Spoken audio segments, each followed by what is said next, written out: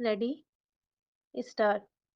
शासन वही अच्छा माना जाता है जिसका प्रशासन अच्छा होता है और दोनों तब अच्छे होते हैं जब लोक कल्याण होता है।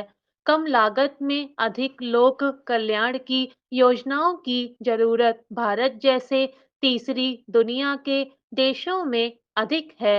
इसका मूल कारण यहाँ आमदनी अठन्नी और खर्चा रुपया है। अगर इस तर्क को असंगत ठहराना है, तो यह बात पुख्ता तौर पर सिद्ध करनी होगी कि भारत की आधारभूत संरचना और समावेशी विकास सर्वोदय की स्थिति को प्राप्त कर चुके हैं।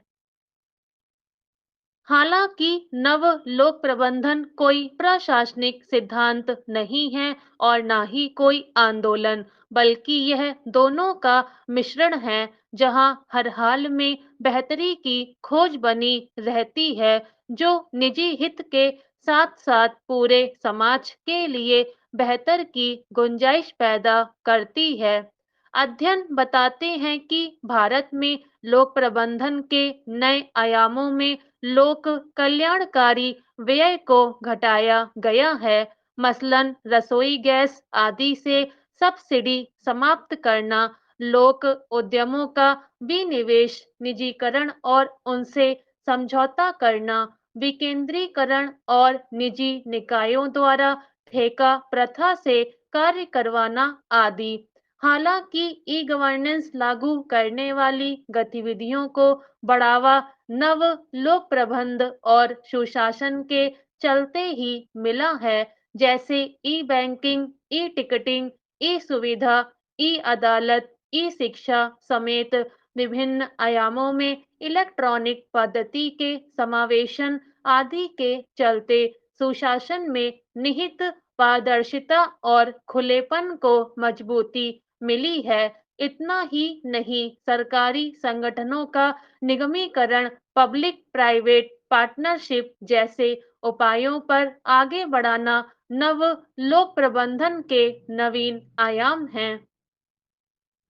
वर्ष 1997 का नागरिक अधिकार पत्र, 2005 का सूचना का अधिकार कानून, 2006 में राष्ट्रीय ई गवर्नेंस आंदोलन, प्रशासनिक सुधार के लिए आयोगों का गठन, समावेशी और टिकाऊ विकास पर अमल, स्मार्ट सिटी और स्मार्ट विलेज आदि का विकास भारत में लोक प्रबंध के नए आयामों को ही दर्शाते हैं। दरअसल प्रशासनिक सुधार और सामाजिक परिवर्तन एक दूसरे से तार्किक रूप से जुड़े होते हैं। प्रशासनिक सुधार राजनीतिक इच्छा शक्ति का परिणाम होता है। सरकार परिवर्तन और सुधार की दृष्टि से जितना अधिक जनोन्मुख होगी, सुशासन उतना अधिक प्रभावी होगा। हालांकि सरकारें कुशलता के साथ अर्थव्यवस्था पर तो जोर देती हैं, पर आम जनमानस में इसका प्रभाव समावेशी अनुपात में नहीं पड़ पाता, जिसके चलते पूंजीवाद का विकास होता है। हालांकि पूंजीवाद के विकास के अनेक दूसरे कारण भी हो सकते हैं। गौरतलब है कि अर्थव्यवस्था की कई परतें होती हैं। पहली परत में बाजार मुख्यतः संस्था होती है, वहीं दूसरी परत प्रतियोगिता के लिए जानी जाती है।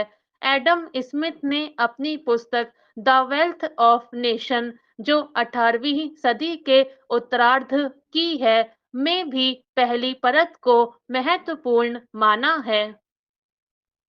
भारत गांव का देश है, मगर अब बढ़ते शहरों के चलते इसकी पहचान सिर्फ गांव तक नहीं सिमटी है। भारत खेत खलिहानों के साथ साथ कल कारखानों से युक्त हो चला है।